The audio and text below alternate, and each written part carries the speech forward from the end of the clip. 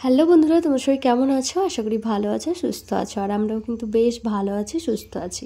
আমার চ্যানেলে নতুন আর একটা ব্লগে তোমাদের সবাইকে অনেকটা ওয়েলকাম জানাই। তো আজকের ভিডিওতে তোমাদের সঙ্গে শেয়ার করব নতুন একটা রেসিপি বানাবো। আর হচ্ছে তোমাদেরকে আমার বর সরকারি চাকরি করে, কিন্তু তাও কেন আমি ভিডিও বানাই সেইটাও বলবো। তো চলো তোমরা একদম স্কিপ না করে শেষ পর্যন্ত দেখতে থাকো। তো এখন দেখো, ঘুম থেকে উঠে তোমাদের দাদাভাই কিন্তু ফ্রেশ হয়ে চলে গেছে ওর কাজে। আর বাইরে আমি দেখি ঠান্ডা ঠান্ডা ওয়েদার, প্লাস হচ্ছে বৃষ্টি স্টার্ট হয়ে গেছে, তবে খুব একটা জোরে হচ্ছে না, হালকা হালকাই হচ্ছে। আর বাইরে দেখো মেঘও করেছে প্রচুর পরিমাণে। তো ঘুম থেকে উঠে আগে বিছানাটা গুছিয়ে নিচ্ছিলাম, কেন বিছানা ঠিকঠাক থাকলে না মাইন্ডটা অনেকটাই ফ্রেশ থাকে। বিছানা তারপরে ঘর অনেকটা পরিষ্কার থাকলে বেশ ভালো লাগে। তো ওই জন্য কিন্তু ঘুম থেকে উঠে আগে বিছানাটাই ঠিক করে নিচ্ছি। তো তারপরে একে একে সব কাজ করব। বিছানাটা ঠিক করে ঘর ঝাড়ু দিয়ে এই যে রান্নাঘরে চলে এসেছি। রান্নাঘরটাও যদি পরিষ্কার না থাকে মানে কিছুই ভালো লাগে না। রাত্রে কালকে বাসন কোসন ধুয়ে রাখিনি, ওই জন্যই সকালে আজকে অনেক জমে গেছে, তো সব কটা কিন্তু এখন ধুতে হবে। প্লাস রান্নাঘরটাও কিন্তু কালকে পরিষ্কার করে রাখিনি, তো ওই জন্য সেটাকেও মুছতে হবে। তো রাত্রে রান্নার পরে কিন্তু আমি মুছে রাখার চেষ্টা করি, কিন্তু কালকে আর ভালো লাগেনি, ওই জন্যই মুছিনি। তো চলো দেখতে থাকো। তো এই যে বাসন কুসনগুলো সব মেজে নিচ্ছি এখন। তারপরে আজকে বানাবো হচ্ছে চিকেন বিরিয়ানি। তো তোমাদের দাদাভাই মাঝখানে এসছে, তো বাইরে তো প্রচুর বৃষ্টি শুরু হয়ে যাচ্ছিলো। তোমাদের দাদাভাইকে তো হালকা একটু তোমাদেরকে দেখালাম, ও একটু মুখটা দেখালো। বাইরে প্রচুর বৃষ্টি, ওই জন্য রেনকোট পরেই কিন্তু এসছে। তো ও নিয়ে এসছে হচ্ছে চিকেন, যেহেতু চিকেন বিরিয়ানি বানাবো, চিকেনটা তো দরকার রয়েছে, তো ওই জন্য কিন্তু চিকেনটা নিয়ে এসে দিয়ে গেল।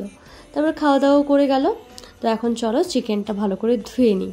কিন্তু চিকেনটা ধুতে গিয়ে আমার মাথাটা এত পরিমাণে গরম হয়েছে, তোমাদেরকে কি বলবো। চিকেন বিরিয়ানির মানে চিকেনটাই হচ্ছে মেন, বলো চিকেন আলুটা আমার সবথেকে বেশি ভালো লাগে বিরিয়ানি। তো তার মধ্যে চিকেনটা যদি একটু লেগ পিস হয়, একটু বড় বড় পিস হয়, তখনই ভালো লাগে না বিরিয়ানিটা। কিন্তু ও একদম ছোট ছোট করে নিয়ে এসছে, যেহেতু বাইরে প্রচুর পরিমাণে বৃষ্টি হচ্ছিল। আর দোকানদারকে বলেছে কেটে দিতে বড় বড় করে, তো যেরকম চিকেন দেয় তার থেকে একটু সাইজে বড় করেছে, কিন্তু বিরিয়ানির জন্য পারফেক্ট না। যাই হোক, এখন কী আর করা যাবে, সেটা দিয়েই কাজ চালাতে হবে। তাই আবার আমি চিকেনটা দেখেই কিন্তু ওকে ফোন করতে গেছি, কেন ও খাওয়া দাওয়া করে আবার চলেও গেছে।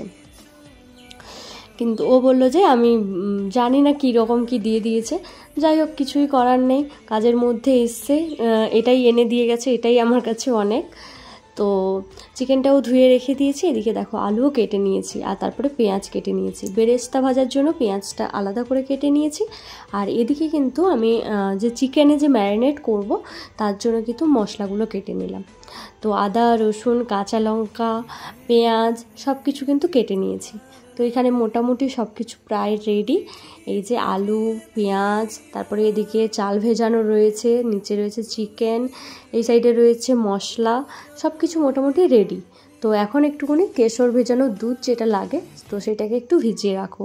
ওই জন্য দেখো উষ্ণ একটু গরম দুধ নিয়েছি, তার মধ্যে কয়েকটা কেশর দিয়ে দিয়েছি। কেশরটা দিতে সুন্দর একটা কালার চলে এসেছিলো। তো কিছুক্ষণ একটু ভিজিয়ে রাখতে হবে, তাহলে কিন্তু কালারটা আরও সুন্দর চলে আসবে। তার মধ্যে একটু আতর আর হচ্ছে গোলাপ জল, ওইটা দিয়ে একটু ঢাকা চাপা রেখে দিলাম। আর এদিকে দেখো সব মশলাপাতি নিয়ে কিন্তু আমি পুরো রান্না করতে বসে গেছি। তো এইটা একটুখানি টাইম লাগছে, মনে হচ্ছে না কত গোছানো আছে, কিন্তু না, এগুলো গোছাতে কিন্তু আমার অনেকটাই টাইম লেগেছে। আর বিরিয়ানিতে অনেক কিছুই লাগে, তো সব কিছু গুছিয়ে গেছে রান্না করতে কিন্তু আমার অনেকটাই লেট হয়ে গেছে। তো ওই জন্যই কিন্তু স্নান টান কিন্তু এখনও করিনি, রান্নাবান্না করে তারপর কিন্তু দমে বসিয়ে স্নান করতে যাব। এখন দেখো বেরেস্তাটাও কিন্তু প্রায় ভাজা হয়ে গেছে। তো পেঁয়াজ গরম তেলে কিন্তু পেঁয়াজটা দিয়ে দিয়েছিলাম, একটু হালকা আঁচে কিন্তু ভাজতে হবে। তো বেরেস্তা ভাজা হয়ে যেতে একটা থালার মধ্যে নামিয়ে নিয়েছি। তারপরে এদিকে চিকেনটা ম্যারিনেট করব, ওই জন্য নুন হলুদ যে মশলাটা বেটে রেখেছিলাম, আদা রসুন কাঁচা লঙ্কার পেস্ট, তারপরে যে পেঁয়াজ ভেজেছিলাম সেই তেলটা যে ছিল গরম তেলটা, সেইটাও দিয়েছি। এখানে কিন্তু সরষের তেল ব্যবহার করা হবে না, সাদা তেল হলেই বেশ ভালো হয়।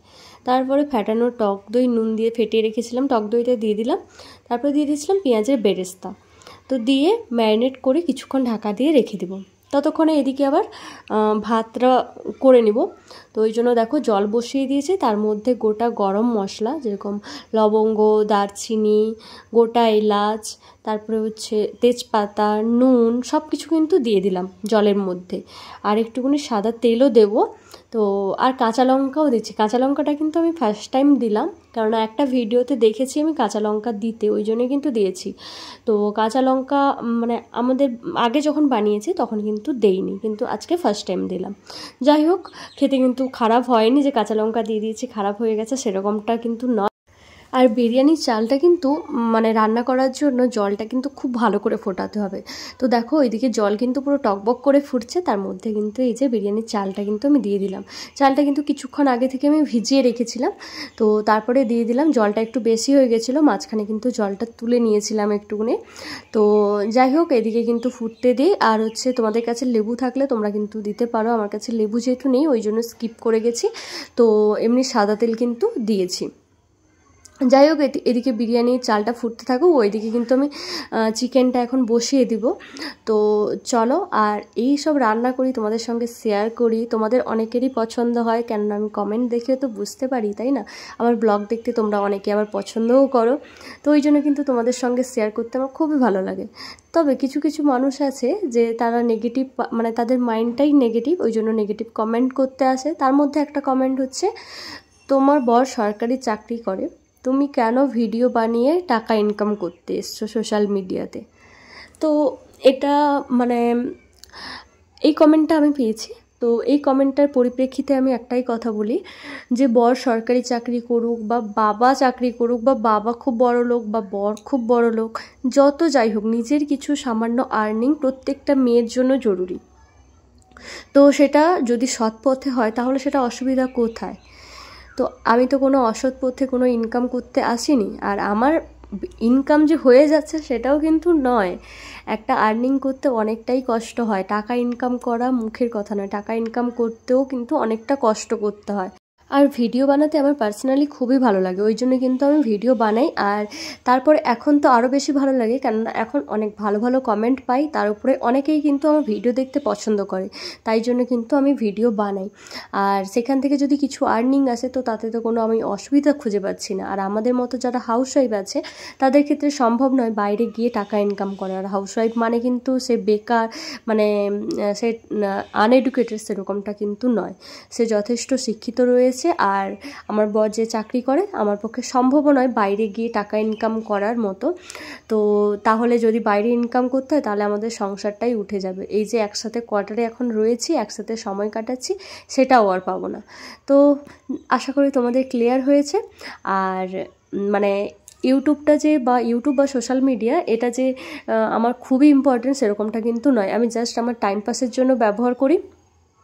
আর হচ্ছে মানে এই টাকা ইনকাম করলেই আমার সংসার চলবে বা কিছু সেরকমটা কিন্তু নয়। আমার যথেষ্ট চাহিদা আমার হাজব্যান্ড পূরণ করতে পারে, ও সক্ষমও রয়েছে, কিন্তু আমার ভালো লাগে আমি তাই বানাই। আর সেখানে আমার হাজব্যান্ড অনেকটাই সাপোর্ট করে, তাই আর কে কী বললো তাতে আমার কোনো কিছুই যায় আসে না। আর আমার বাড়ির লোকও অনেকটাই সাপোর্ট করে, মানে আমার বাড়ির লোকও সেরকম কোনো অসুবিধা মানে সেরকম কিছু বলে না।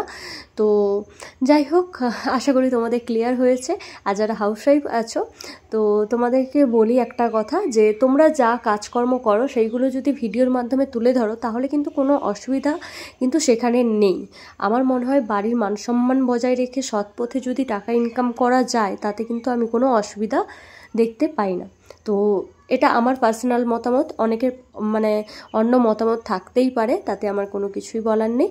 তো আমার ভালো লাগে তাই আমি বানাই। আশা করি তোমাদের প্রশ্নের উত্তর পেয়ে গেছো, আশা করি তোমরা ক্লিয়ার।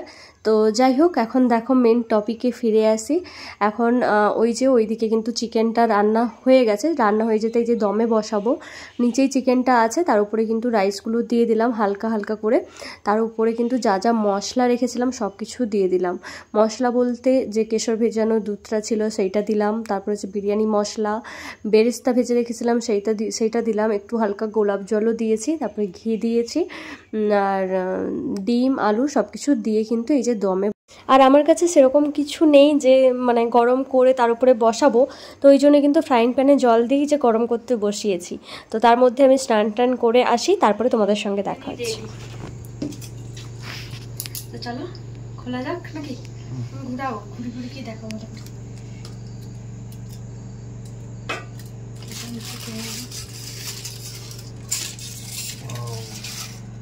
ভালো করে।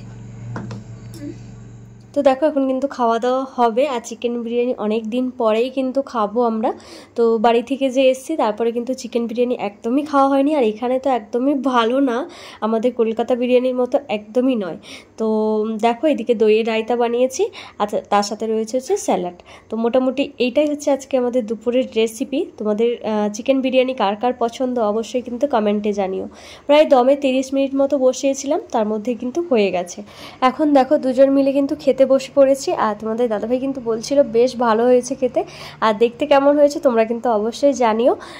তো যাই হোক, চলো আজকের ভিডিওটা এই পর্যন্ত। তোমাদের কেমন লাগলো অবশ্যই জানিও, আর অবশ্যই চিকেন বিরিয়ানি তোমাদের কার কার ভালো লাগে খেতে সেটা কিন্তু অবশ্যই কমেন্ট করে জানিও। তো চলো সবাইকে এখন টাটা, দেখা হবে এবার নেক্সট ভিডিওতে। সবাই ভালো থেকো, সুস্থ থেকো।